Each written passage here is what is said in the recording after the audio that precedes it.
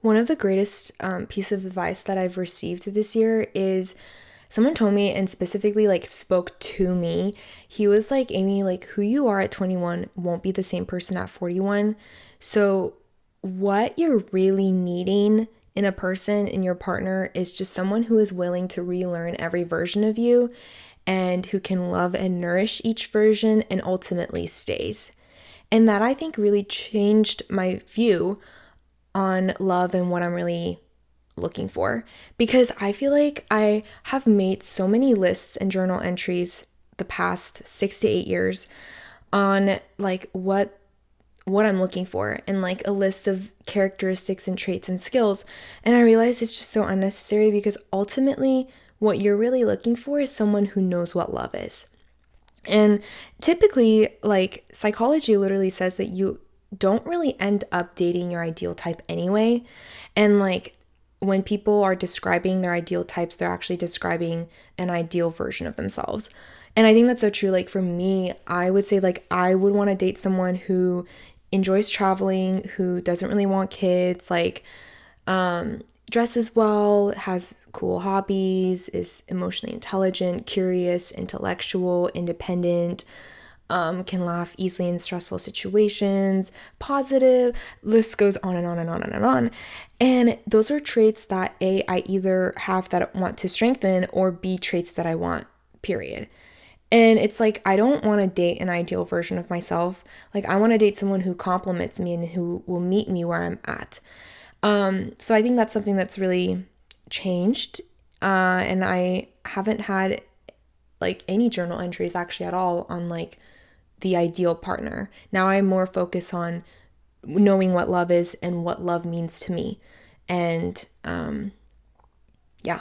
Anyway, okay, also, I am doing this because I've had a lot of time to reflect and think, and I've had a lot of conversations, really good conversations on love this year, and they're kind of sporadically all over like my notes app, my journal, my Google Docs on the computer, and I just wanted it all in one place. Hence why I wanted to make a video, and now it's a podcast. So if you get something, at least one thing out of this video, that's great. That is great. But who knows if I'll even upload this. This is mostly for me. It's going to be raw, unedited. If I stutter, I stutter. Yeah, free reign. Okay. And I think this is why I'm so admirable. Like, no, I admire. I admire people who are getting engaged or are already married at around my age 21, because it's like you know who you're becoming and you know who you are. You know what your partner's like, your partner knows who they're becoming, your partner knows who they are, and it's like you guys can meet each other and support each other and love and nurture each other, and you're making that commitment to do that for the rest of your life. For the rest of your life. That is mind-blowing, especially because like I haven't dated anyone, so like I just find that so admirable. But on the other opposite side of that spectrum of admiration, I am very, very skeptical. And yeah, I am a little bit cynical, because like how like your frontal lobe hasn't fully even developed yet, and yet you're making this decision to like help each other grow. And it's like so much of your identity will be influenced by this one person that you live with. Like even just the habits, that little small habits, and the energy that you feel when you wake up is really going to be heavily influenced by this person that wakes up next to you. Like I don't know, I just think that that is a crazy thing. And yeah, anyway, I don't ever want to settle. Okay, this is also another thing that this isn't something that I've changed my mind on. It's always been like this, but I truly don't want to settle. And when you settle, you're already creating an inequality in that relationship, and nothing stems good out of inequality, obviously. So like I don't ever want to settle, period. I don't even want to talk about it. And marriage, I think for me, I loved a good like enemies to lovers trope and like that kind of thing when I was in high school. But now I'm more just like, I really, really want to have a deeply rooted friendship with this person. That's something that's changed. I like marriage is a 50+ year conversation, and it's really about weathering challenges together and life together. And like if I can't be friends with that person, you know what I mean? Like know how to help that person when they're going through their struggles and how they're going to help me when I go through my struggles. I think that is really just deeply rooted in friendship and communication. And yeah, I need a friend, a companion, that I find really attractive. That's basically what I need. Anyway, so yeah, and like more on that, I think some more quotes on marriage that I really like is marriage can be the foundation of your happiness or your misery. And a healthy marriage really depends on how willing you are to change and how willing your partner is to change. Because marriage at first and dating starts as a joy, but really it ends up as education. I can't wait to be challenged. Anyway, but like, yeah, it starts as a joy and ends up as an education. And so you constantly are needing to adapt and change. And I'm not saying change like you have to change who you are. I'm saying like change some of the ways that are maybe unhealthy, to nourish and keep growing in love. Hopefully that made sense. And then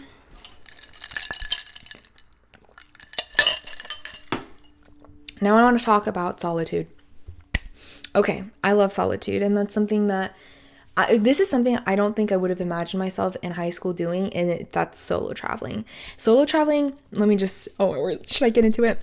Solo traveling is basically a reward for constantly knowing what you want, and you get to, the trips never go as planned, and so like when something happens, you're ultimately like choosing how to respond to that situation, and you're being rewarded for it, right? Like this year when I went to New York, I really wanted to go to this like Whitney Museum, and I found out when I went there that it was closed on a Monday was it? And so then I was like, okay, like what do I want to do? Like this museum is closed, but I really want to go to a museum. So I ended up going to a different museum, but I stopped for bagels on the way to cheer myself up, and then I went to that museum and I literally had a blast. I met someone, and I didn't meet someone. Anyway, it was just a fun little thing, and I'm so glad I did that.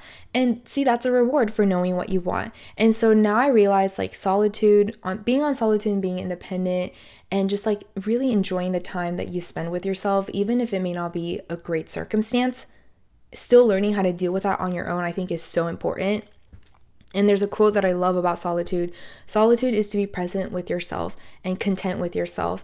There's more to that quote. This is the antidote to loneliness, which is the fear of being alone. In solitude, you learn to give yourself what you want or need instead of asking other people. And that's right, like you can always give yourself what you want to receive. Okay? You can always give yourself what you want to receive. And I wish more people knew that, like felt it in their bones. Like some people, like I feel like I preached it, but I didn't know how to practice it, and now like I have a good balance of both. And that way, like when you are in solitude, in a healthy solitude, when you meet that person that you want to build the rest of your life with, you realize it's not out of a need, it's out of a want.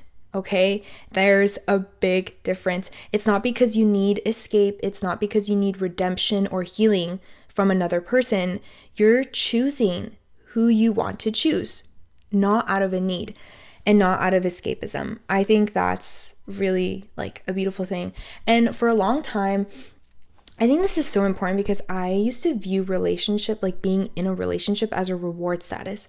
And it's like, I can't believe how ridiculous I'm gonna sound, but like I kind of had this underlying current of thought that like once I get into a relationship and once I find a boyfriend, like I can finally prove to everyone, whoever is everyone, that I'm worthy of love. And isn't that insane? And so then I would literally have crushes on like the people that are very either like hard to impress, like emotionally unavailable, or guys who like had these really nitpicky things, like because then the more like harder to get they are, if they did end up choosing me, then I could say like, oh yeah, like look who I bagged. Like, yeah, I'm worthy of love. Like that, this took me a really long time to figure out, but I think that's just something that says a lot about me. And like I have to realize this is something that I preach, but I need to practice this. Like regardless of the standards that I have for myself, I'm always worthy and deserving of love, and you know what, I am special. But do I really believe that? I don't actually know. I don't know. And the more that I learn about love, the more nonsensical it has become, and I genuinely feel like I don't know anything. So this is really just me rambling, and yeah. Hopefully we become more wise throughout these next years. Anyway, okay. Now on the topic of culture, I just had to get into this. Oh, I'm excited. My closest relationships are ones that I have shared my feelings with. When I grew up, okay, sorry, my parents are out there. When I grew up, a lot of the times when I mentioned something that would bother me, that hurt me, that annoyed me, both of my parents are very nonchalant people, okay? Especially my mom. My mom is so nonchalant, like literally nothing could bother her. And so if I mentioned something that bothered me, that annoyed me, that hurt me, typically I was, and this took a lot of work to figure out too, typically I was responded with 하늘아 괜찮아, 그냥 넘어가, which means like, Amy, my name in Korean, like it's fine, like just move on, that kind of thing. And like I realize now when I am feeling a negative sort of emotion, I typically almost always respond to myself by shutting them down, by just being like, whatever, like whatever. Okay. So if I do share disappointment, like anger, bitterness, resentment, shame, guilt, all the like the negative, like deep emotions with you, it's because I love you, and it's because I care about you and trust you and trust that you're gonna take care of me, even though I know how to take care of myself. Okay, anyway, so yeah, those are my closest relationships, and it all started with me feeling, first of all, and then expressing those feelings, which then led to a connection, because obviously my friends are going to respond with empathy and connection and understanding, and then that connection led to intimacy. Now think about that from a man's perspective in this day of age. Okay? First of all, you're expecting the man to feel, and then you're expecting him to express, yet alone connect. Yeah, I know, that really shocked me. I'm saying all this because I went through such a huge phase of like, oh my word, I hate men. Why do they act like that? Why do they talk like that? And now I've come to a place of understanding and empathy. And we're just going to unravel all the information behind what I just said. So I feel like men, in order to be intimate with women in relationships, they need to first be able to feel. And how are they supposed to feel if when their childhood, when they cried in a patriarchal culture, like the mom was like, oh, like men don't cry, like be tough, whatever. How are they supposed to feel in their adulthood? And if you can't feel and you can't express, then you can't connect, which then you basically can't be in an intimate relationship. Like, does that make sense? So I think that is something that I realized. And yeah, I think that's honestly one of the reasons why I'm single, is because I haven't really, well, okay, we'll get into that later. I don't really want to talk about it now. But yeah, and then also like it's so rare to find an emotionally whole man these days that's like emotionally intelligent, emotionally mature, that when you do see someone who is emotionally whole and mature, and is a man and an individual, culture tends to label him, assume that he is gay. Okay? So there's this TikTok that I watched, and it was of a husband and wife, and the wife was Asian and she was really cute. And then the man, you could tell by the photos that the man was very comfortable in his masculinity. Like there was a picture where the husband was holding up his leg, and then the wife was like holding his leg. And it was like, I thought it was silly, it was cute, it was goofy. I went to the comments and they were literally diabolical. There were comments like, oh, like definition of lavender marriage, he needs to get out of the closet, girl, you need to leave, he's, those kinds of comments. And I'm like, wow, this says so about us. Oh, my mic just disconnected. Yeah, like, I don't know. I just think that it's crazy that it's so rare to find a man who is emotionally in tune with themselves and can express that and is comfortable in his masculinity. It's so rare to find those men that when you do find them, they are almost always assumed as gay. Isn't that crazy? That's literally crazy to me. Yeah. So, yeah. And kind of on a side note of that, I think as women, when we're single, we tend to have a lot of blueprints of what a successful or what a happy woman can look like. Like we can be stay-at-home moms, we could be this business like entrepreneur, like even just the way that we dress, we have so many blueprints. Like we could be tomboy, we could be tomboy feminine, we could be chic, we can be sporty, we can be city girl, we can be whimsical, we can be clean girl. Like there's so many ways that we can even dress. But then when it comes to a man, like what kind of options does he have? You know what I mean? And like I don't know. I don't know if this is really true. I don't know if I'm really smart enough to say this, and maybe I'm just like unaware, but I feel like culture is now really supporting women to be either happy or successful and satisfied in life. But then when it comes to men, I don't really know if we support their happiness. You know, like success, yeah, like obviously men are successful, like that's always been around. But when it comes to men's happiness, I don't know if culture really supports that. Because even with happiness, you have to be in tune with your emotions and your feelings. And so I think that's something that's made me come to understanding and empathy. Yeah, on why men act the way they do. But also, like, I'm not going to tolerate it. Yeah. I'm not saying you should tolerate it. I'm just saying that you can understand and you can empathize and still have a boundary, I think is what I'm trying to say. Okay. Yeah. All right. And now I want to kind of get into how love is like a universally agreeable thing of this necessary. It's like air, you need love. Love is a wonderful thing.